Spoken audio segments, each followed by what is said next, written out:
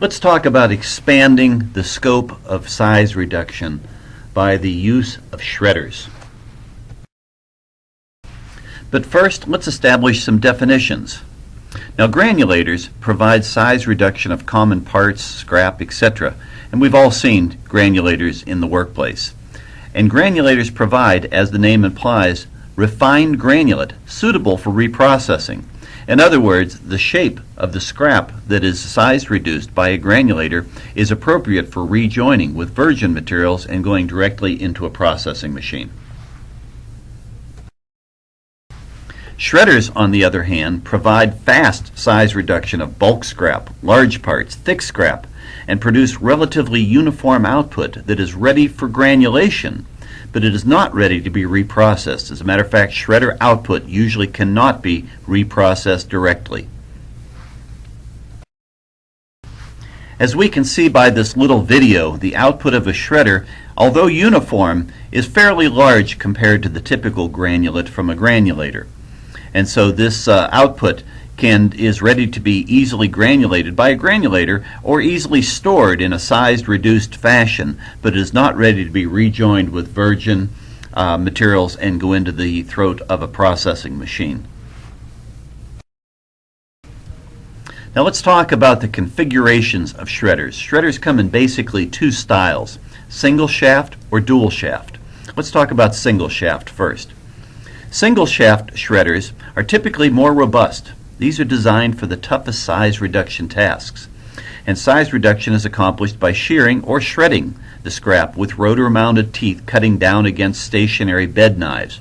Matter of fact, this is where shredders get their name. They do not cut straight through the scrap, but they actually shred it or shear it. They nibble away at the scrap with rotor-mounted teeth. And also, single shaft shredders use a controlled ram to push scrap into the singular rotor. Now, dual shaft shredders are typically designed for top loading of materials drawn into the middle of counter-rotating rotors.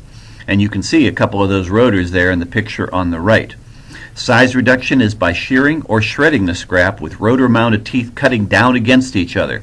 So these two shafts are rotating in opposite directions, but they're both colliding in the middle to shear scrap or to shred scrap that is taken in between them. Typically, they do not include a ram feeding mechanism.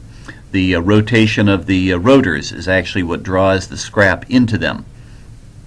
Now, these are fine for many jobs, but they are prone to rotor or bearing damage from the strain between the rotors. As you can imagine, drawing that scrap in between the rotors is very hard on bearings and so forth. And Conair sells single shaft shredders only. So they are made for the toughest jobs, and you can see in the picture of the top there, that is what a single shaft shredder looks like. And here we can see the operation of a single shaft shredder. What we're actually cutting up here is a complete roll of film scrap that has simply been tossed into the hopper of the shredder, and it's being pushed into the single shaft and being chopped up by the knives on that single shaft. Once there is tension indicated by the amperage of the motor, the ram will back off slightly and then take another swipe at pushing that scrap into the rotor. It's a completely automated process, and typically people will dump scrap into a shredder, hit the on button, and basically walk away, and the rest of the operation is automatic. Now let's talk about Conair's line of shredders. Conair actually divides their shredder line into two applications, hard plastics or film and fiber. And these references are indicated in their model numbers, as we'll see below. And then there are three scales of shredders: entry or economical level, high volume, and extra duty. So the 5 Conair shredder models, and these are the basic standard models, are the SHE, and this is a shredder, as indicated by the S, for hard plastic, entry level. The SHH, this is a shredder for hard plastic, high volume. The SHX, this is a shredder for hard plastic and extra duty. The SFH line is specifically made for film and fiber and high volume, and then the SFX is for film and fiber as well, extra duty. And there on this slide we can see a picture of the model SHE, our entry or economical level of shredder. Efficient shredding starts with the component selection. Let's start by talking about the knives. And the trick here is to align innovative cutter designs to specific applications. And Conair is lucky to have two different knife designs that can be used in two different applications: hard plastics, film, and fiber. Starting with the dagger cut knives. Now, even though this little knife shown in the far left picture in the top row there is actually square, it's actually used in a diamond configuration. And we can see it in the second picture there, mounted to its tool holder, and it would actually cut down against the bed knife shown in the third picture. This blade is specifically designed for hard plastics, and it can be rotated to reveal 4 cutting edges. This particular knife is used in our hard plastic models, the SHE, the SHH, and the SHX. Now, trap cut knives is a unique design that is specifically made for film and fiber applications. And this is also has multiple edges. It actually has 2 edges. It can be simply flipped over to reveal a new edge. And we see it mounted in its tool holder there in the second picture in the bottom row. Now, that little trap knife would actually cut down through a unique bed knife we can see in the third picture. And notice the clearance, or I should say the lack of clearance, between these knives. They actually cut very, very finely against each other, and that actually prevents films and fibers from wrapping around the shaft. This particular knife configuration is sold in the SFH and the SFX model shredders by Conair. The screen selection is also very important for efficient shredding. The proper screen would be selected by Conair for any given application and be selected to achieve the fastest possible throughput, zero clogging, the desired output size of the scrap, and also the nature of the scrap. And once again, whether it's film, fiber, hard plastics, etc., that would make a determination of the screen that is selected. Now, by and large, these screens are significantly larger, as you can see from these pictures, than a standard granulator screen. And about the smallest granular screen that could be accommodated in a shredder is shown in the lower right. This 3/8 hole shredder screen is actually selected to try to achieve the closest possible granulate size to virgin pellets, but you can see that it's been modified to give kind of a triple cut operation. So not only do the rotor knives cut down against bed knives, but they actually continue to cut against the screen, and actually bed knives that are welded to the screen in an attempt to reduce the scrap further. Now, this typically slows down shredding, and it typically requires water cooling to make this operation. So it can be done. It's not necessarily recommended. Typically, shredders are used for very fast size reduction of very coarse materials. But if needed for a special application, this could be accommodated. Let's talk about some of the features of Conair shredders. First one, bolt-in knife holders. This is a fabulous feature that allows the knife holder, if damaged along with the knife, is actually able to be replaced without using any welding or any sort of work like that. These bolt-in knife holders are optional on the SHH and SHX, but they're standard on the film and fiber models, the SFH and SFX. Second item here is wide open access design. We're going to talk about this in detail. This is patented, and it's optional on all models except the SHE. Forged rotor, very, very important feature. The rotor and all of its details are made out of one forged piece of steel. We'll talk about that. Over torque limiting clutch on all models. We have a picture of that there in the lower left. 50 horsepower and larger use a torque limiting clutch, which prevents damage to motors and gearboxes and so forth. And then, not to be ignored, these shredders are 100% made in the USA. Many shredders in the market today are made in either Germany or China, but the Conair line of shredders is 100% made in the USA. Let's take a look at this wide open access feature first. Now, we can see in the center of this picture here a typical shredder. We can even see the fork channels where typically a forklift would drive in and actually put its forks down through those slots, back up and drop its load into the chamber for shredding. But this trough, this hopper at the top, is also the access to the bed knife blades, as we can see from that picture on the right. That is the way that an operator or a service tech would have to get into the hopper to gain access to the bed knives. Now, the rotor knives could also be accessed through the access doors to the screen, as we can see in the lower left.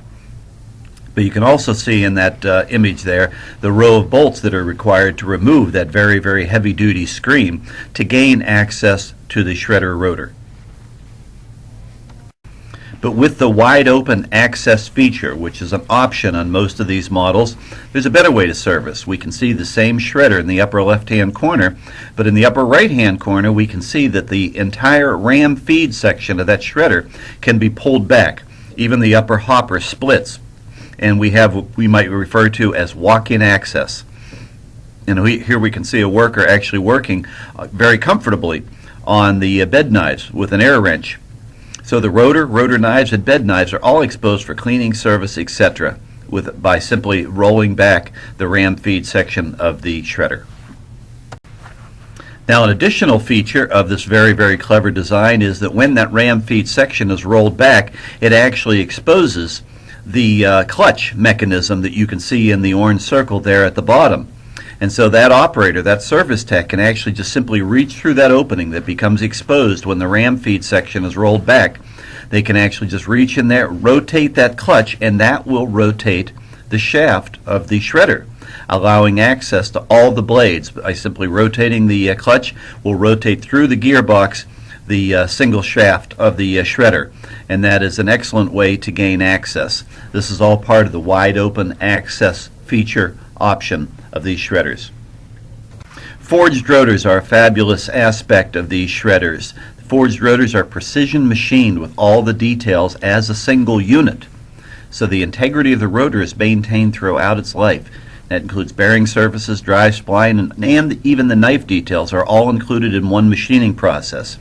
We can see the single shaft at the top in the right and the actual rotor in the bottom with all of those details machined into it. On the lower right, we can actually see the forged rotors ready for machining, all in one piece. Now, why is this done? For the greatest possible strength. Is it a little bit more expensive? It sure is. But the alternative is not worth the savings in money. And speaking of alternatives, here's a competitive model shown actually returned to our shop for repairs.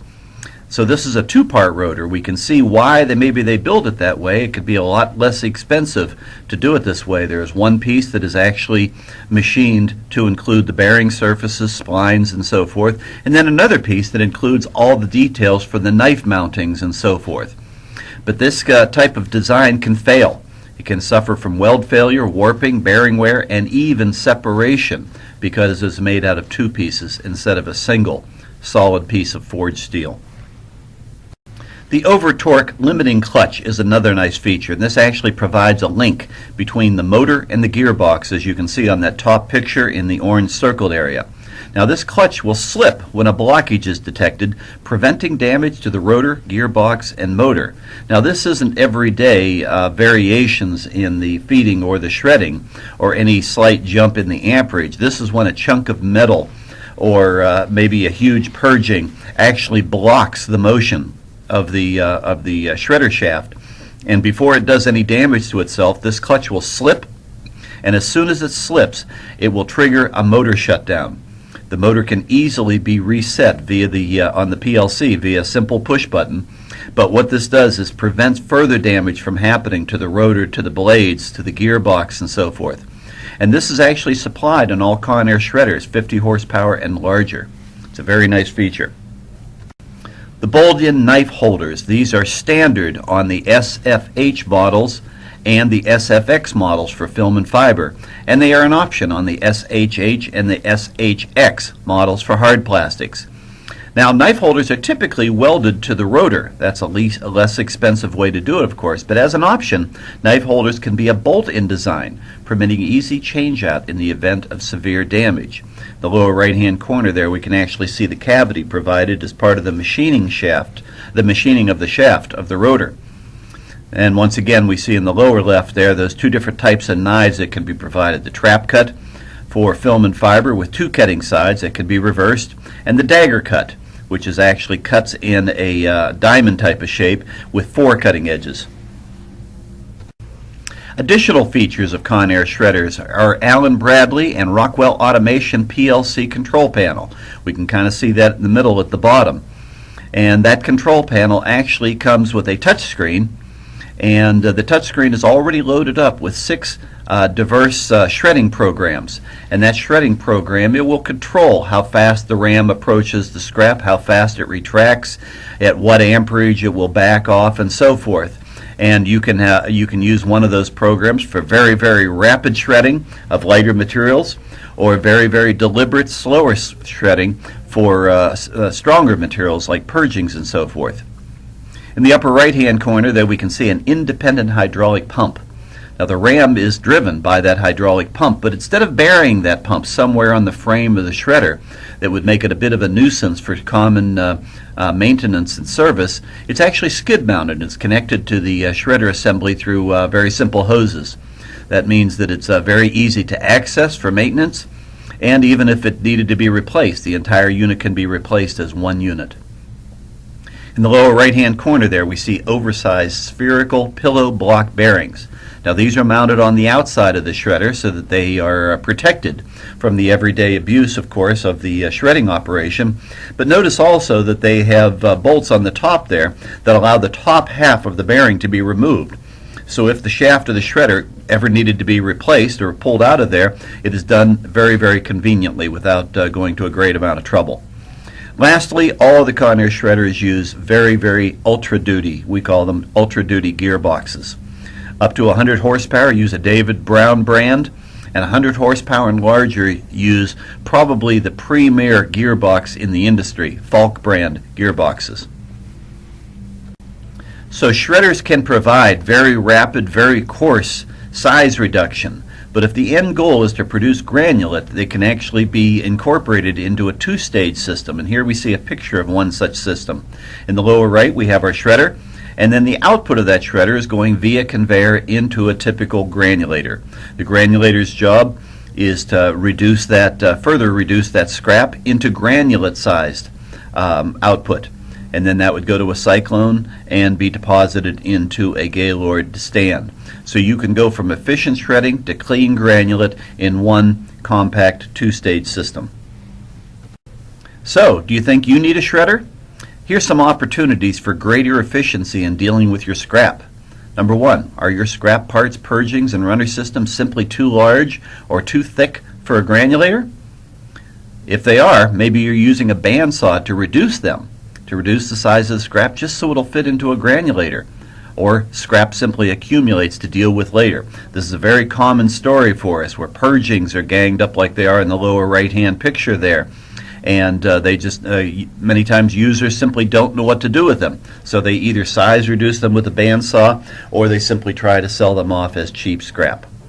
Number 2, granulation is not currently employed. Maybe you're not reprocessing yet. So volumes of scrap are building up in your storehouse. You're losing a lot of money in the resource that scrap is. One of the considerations you can make is considering a gravimetric blender from Conair for precise regrind reintroduction. There is lost money in that granulation, in that scrap. By granulating it, by shredding it, you can get some of that back. Well, what if your scrap contains other materials? What if you have inserts, seals, labels, and other plastics mixed in with your granulate with your scrap? Sometimes that is a problem for size reducing it. It's generally considered too costly to separate for reprocessing. Once again, a shredder could be your answer. Just throw it all in. Number 4, is your accumulated scrap too tricky to granulate?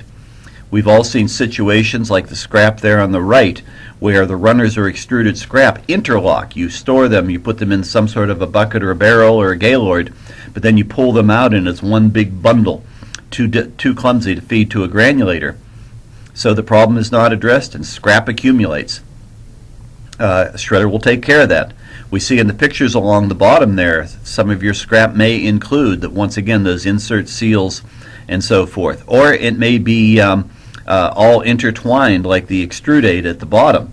So your startup scrap, your purgings, your long stringy purgings out of the barrel, all of that can go into a shredder. Get that money back out of that valuable scrap. And last but not least, do you simply have volumes of scrap?